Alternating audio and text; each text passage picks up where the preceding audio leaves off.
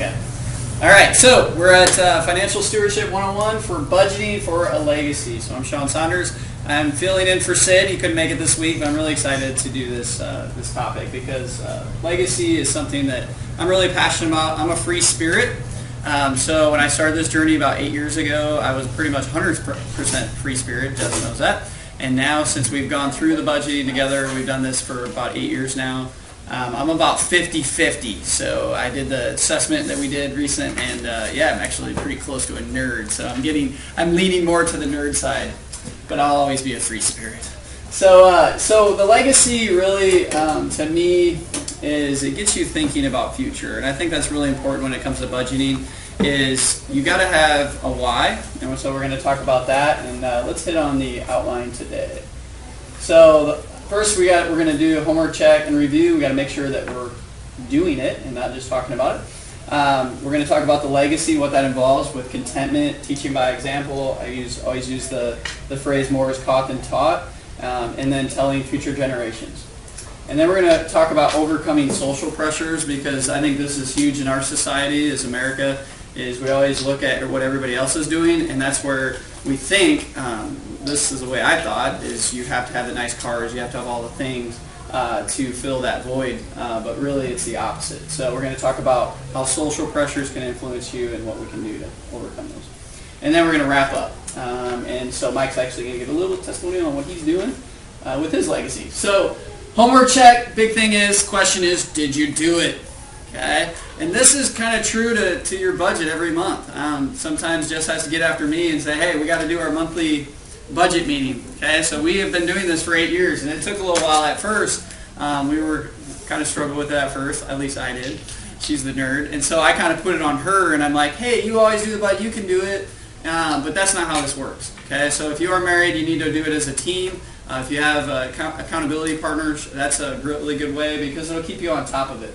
So James 1, this is a good reminder, don't fool yourself into thinking that you are a listener when you're anything but. Letting the word go in one ear and out the other. Act on what you hear. So that's fits us pretty good. So the big why. So when I'm a fitness trainer, so this is the first thing I do with my clients who are wanting to get fit, is we create a why. That's really important, because if you don't have a why, I mean, you don't have anything to really go off of, okay? So it's really important to have that reason, that big reason, okay? So one of the big reasons when it comes to budgeting and why we stick with it is for these little guys.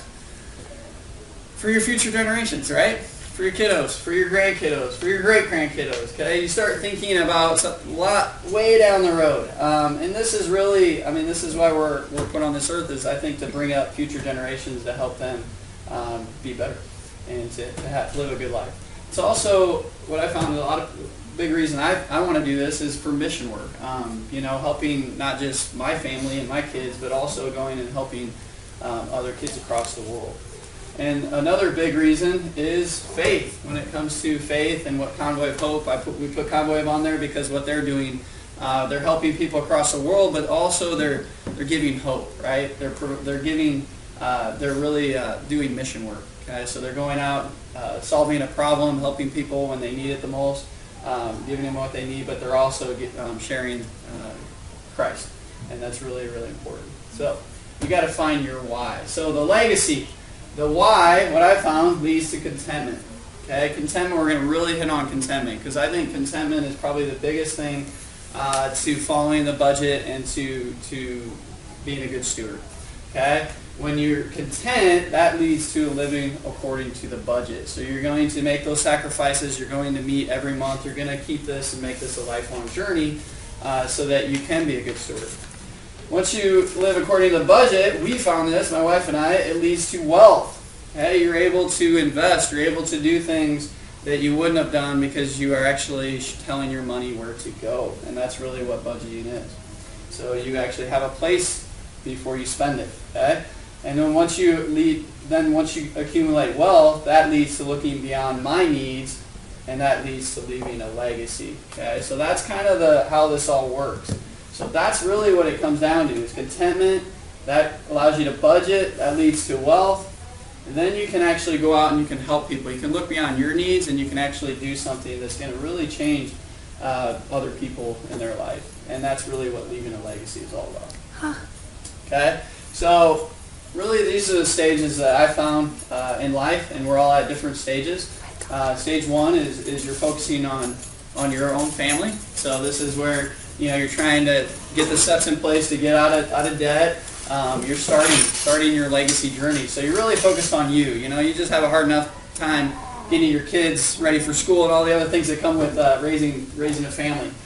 So once your kids are kind of getting grown, we start looking toward the next phase of life. Okay, we start trying to help equip them so they can actually go out and they can be productive citizens, and that's really important. So helping your kids with education, thinking beyond now. So then you get to the third phase, which is really fun. Is your debt? Hopefully you're debt free. You're building that wealth, and you can actually have fun. You can actually do what God's called you to do. You can give like nobody else. You can go out and you can go on vacations debt free. You can do what God's called you to do. And then the final is really you're just kind of looking back on your life, and you're really thinking about, okay, I want to equip not just my kids, my grandkids, but my great-grandkids. Great-great-grandkids. It's really cool to think of it that way. So that's really what legacy is. Having all those things in place at the end, so your kids don't have to worry about it. Your grandkids don't have to worry about your debt. Okay? So you're leaving a blessing and not a curse, and that's really the last stage. So when we come to these four areas, this is what I found. Sid and I came up with that we thought were really core to legacy is your faith. Okay, we want to raise our kids up to have faith and to not go away from that. Okay, so Psalm says, "Tell to the coming generation the glorious deeds of the Lord." So really building that foundation. That's really what my parents and my grandparents did for me. And once you build that, you're not going to go away from it. You may have times where in your life where you fade away, but you always come back to that. Then it comes to finances. Okay, we got to teach our kids how to manage money. We got to teach our kids how to manage money. So then they can actually not have debt. They don't have to have the curse of what happens when you have problems with your finances. And finances is one of the major causes of divorce. So if we want our kids to have a successful marriage, if we want our kids to have the things that we want for them and to be happy, finances is so important. So we really got to focus on that and creating a legacy. The other thing is we want our future generations to give to their community. Okay, I'm involved in Optimus. We bring out the best in kids, so we do activities and fundraisers and all that kind of stuff to really help our community. And that's been really rewarding for me, is going out and seeing the kids that we're writing checks to in these organizations and seeing who we're helping. It's really powerful. And then the last is the world. Okay, so not just where we're at, we're going out and we're sharing the gospel. We're doing what LCMS does, World Mission, and we're growing the kingdom of God. So the key points that, again, faith, financial stewardship, giving, mission, and outreach. Those are the main points that we found and that I kind of wrote about in my legacy letter. And this is kind of one of the activities that I think really changed my thought process on this whole thing of budgeting and made me all in. So after I did this, I ended up getting another job. I ended up doing what I had to do to really help our family to win. Okay, and so what we want you to do is, for this first activity, this is a work in progress, is to write a legacy letter outline. It took me probably 2 or 3 weeks to write this letter, and Jess obviously reviewed it with me, but this was kind of something that I always look back on and I read every once in a while. It's just a good reminder for me to stay on track of what we're doing. So what we're going to have you guys do for this activity, we're going to take 5 minutes, is we want you guys to just write like bullet points. I got some paper here if you need it.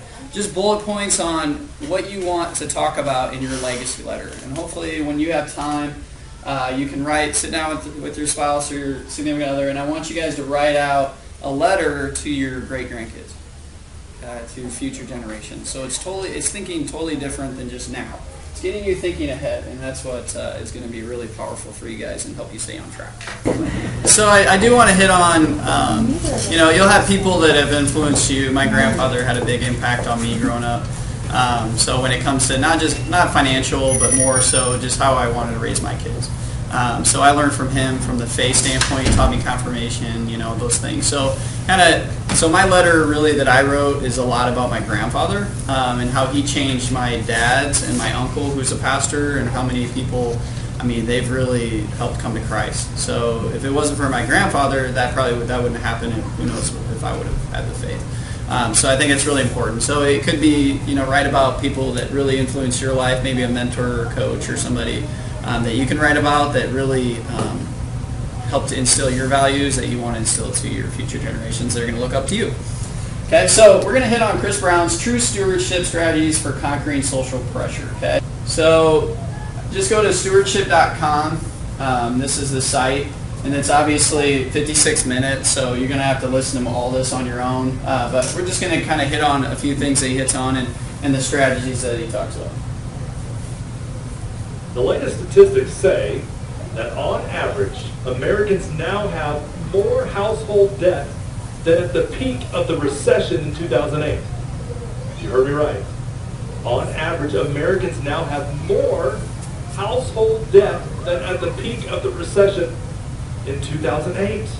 Y'all, it seems that we've completely forgotten the lessons that we learned, and we're chasing the Joneses again, now faster than ever.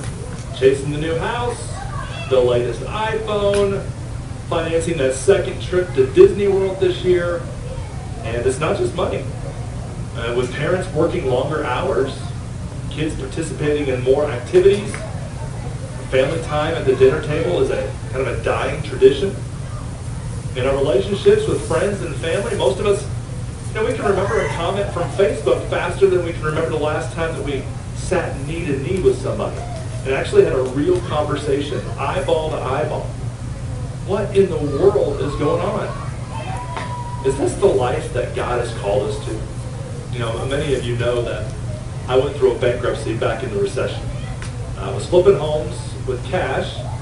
Everything was going great from 2005 to 2007. And then in 2007, I decided to get greedy. And instead of using cash on one house at a time, I lost my mind. I borrowed nearly $1 million to buy 8 investment homes at the same time. Well, then the recession hit, and I couldn't sell the homes, I couldn't rent them, and I ended up paying mortgage payments on these 8 vacant homes every month all the way until January of 2011. Painful. The conclusion here is that I got greedy, and I decided I needed 8 at one time instead of 1 at a time. But I would suggest to you that the real problem was much deeper. The real problem was trying to keep up with social pressures. Social pressures like living in a big house, having a nicer car, wearing nice clothes. Those things cost more money, which means there's a need to make more income. Even when you're leveraging yourself and having to use other people's money to do it. That's what I was doing. Now, I'm definitely not proud of that one month where I lost my mind and ultimately hurt my family. But one positive thing that has resulted from that situation is that I am now very in tune to what social pressures are really out there. They're everywhere.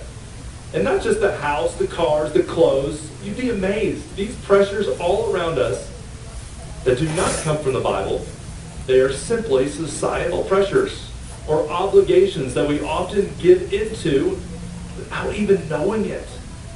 And they're robbing us of true life.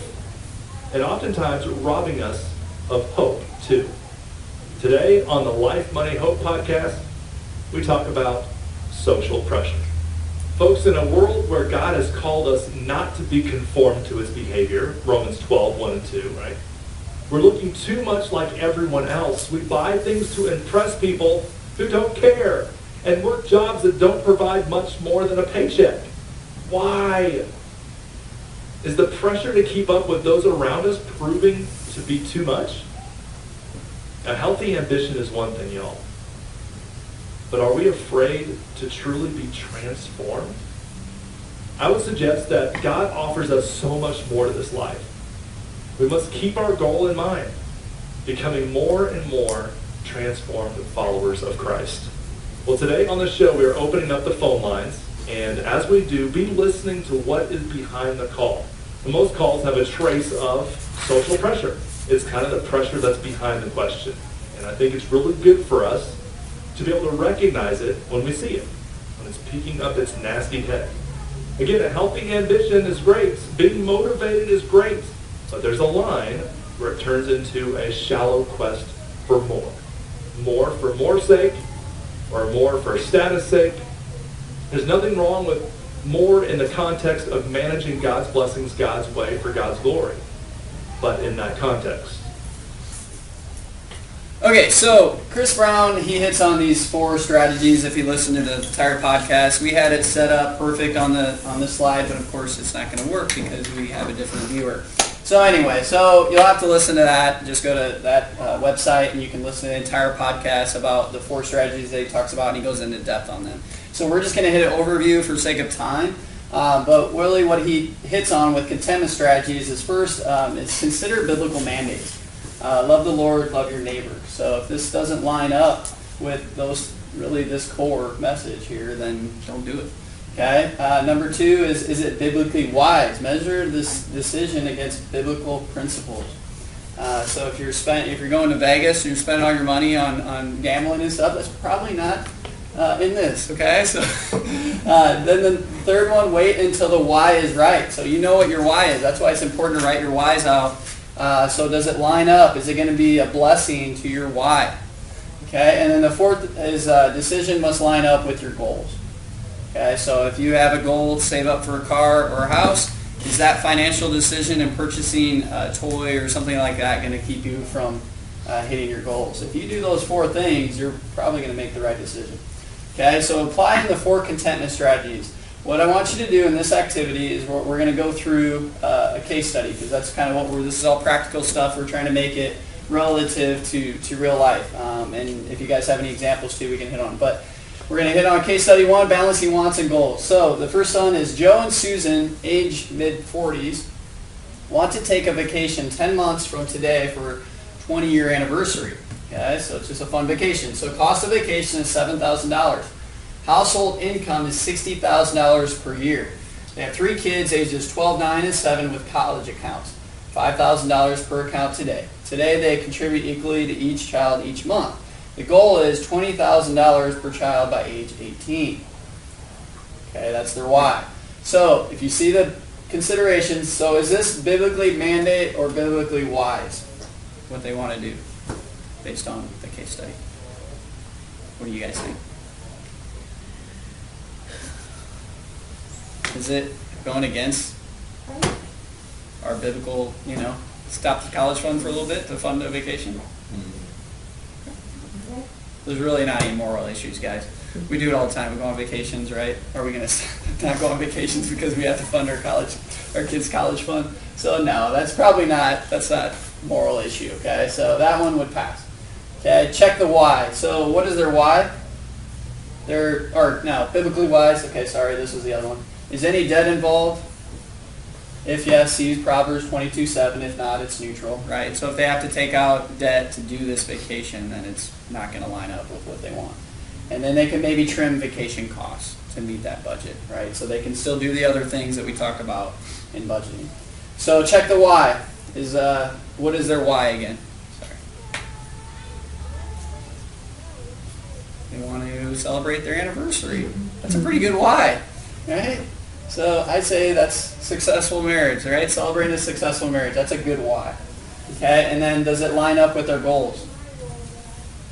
Vacation causes some delay with college saving plans, may need to fund eldest child's account higher, rebalance monthly contributions. So they're going to have to make some adjustments. So just like anything, you purchase something large, like a vacation, a big vacation, Disney World or something like that. You just got to make sure that you can make it work, okay, with everything else. We don't want to, again, get everything out of balance in our budget to fund a vacation that's going to have problems. And it's going to be more of a curse than a blessing. Okay, so this one's a little more in depth. Sid really went pretty deep on this one. So social pressures versus goals. Okay, so I'm going to go slow on this one. Lisa and James married 4 years. Parents and friends comment, when will you be buying a home? Renting is throwing away money, and prices or interest rates could rise next year. Okay, so this is something we're hearing a lot, right? Interest rates are low right now, so you got to buy. Okay, household income $5,500 a month. Rent is $700. So look at the difference. Big, okay? So house sinking fund balance, $28,000. So they have that for their house that they can put down. Need $8,000 more to have 20% down. Starter home costing $180,000, loan of $144,000 on a 15-year mortgage at 4.5%, kind of where we're at. $1,140 plus $250 for taxes and insurance. Okay, they're wanting to adopt a child in the next 2 years, so that's their why. Okay, so right, expanding a family, growing. Right, what do you want to do? Bigger home. We need a bigger home for those kids. Okay, so applying the strategies. Is this biblically mandate and biblically wise? What do you guys think?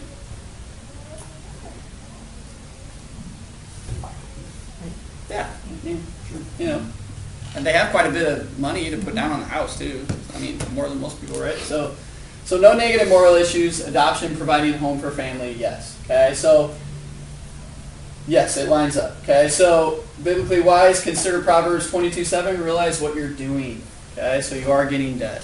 Okay, there's nowhere in the Bible that says debt is a good thing. Okay, so you are getting into that. So from a biblically wise standpoint, probably would rather wait, you know, and they could save so much and they could save that money up pretty quick and just pay cash for the home because they are making a pretty good income. So check the why.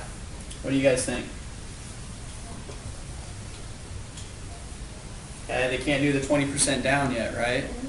They at least need to save for that. Yeah, exactly. So wait a little bit longer. And the adoption was what, a couple years, so it wasn't like they're going to adopt now, right? So they could still wait and have to do it now. Okay, so that's the why. So we don't want it to disrupt the other plan, all right, of getting into debt. So does it line up with the goals?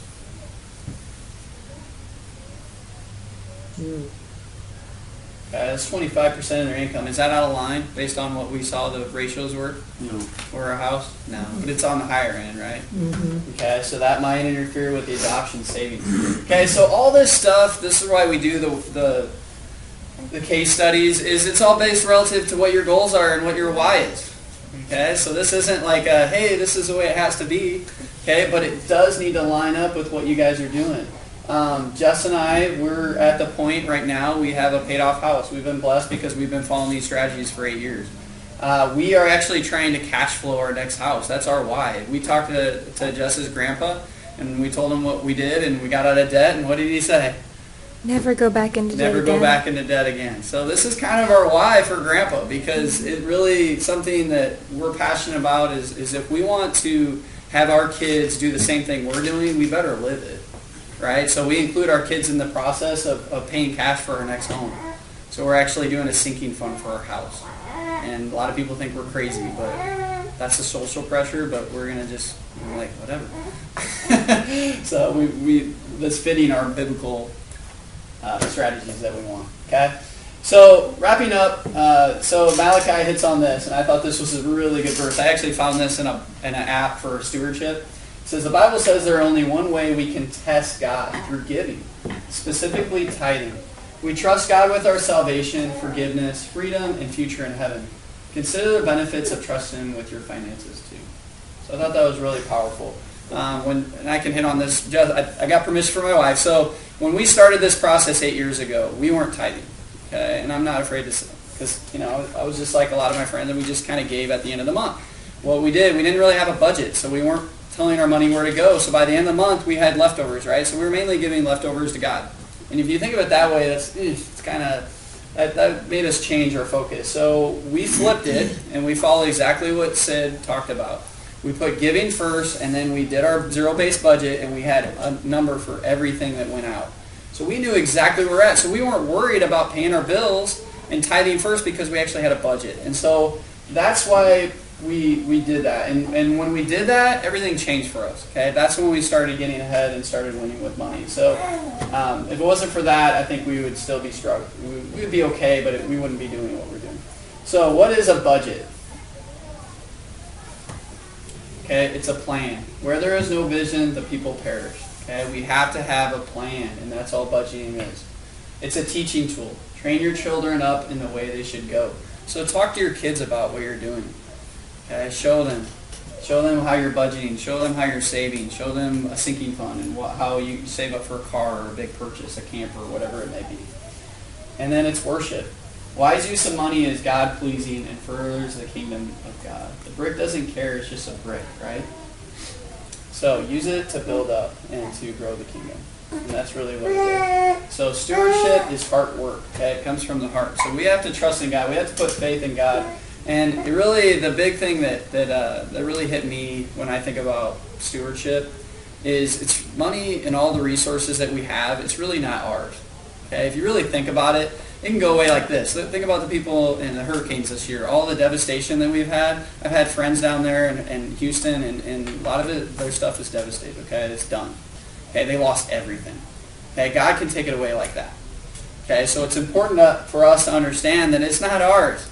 God, He made it all, right? So everything, all the money that we have, the jobs, our clients, whatever it may be, it's all God, okay? So when you think of that, and you think of that way, you're going to manage it a little differently rather than it's just being yours. So I want you to kind of think of the big picture before you make purchases or, sacrificing to meet your budget, to do the things that Sid talks about in the first 3 lessons. It's really here, okay? So we got to focus on Christ first, God managing God's money. And I think you'll be blessed because of it, and we have.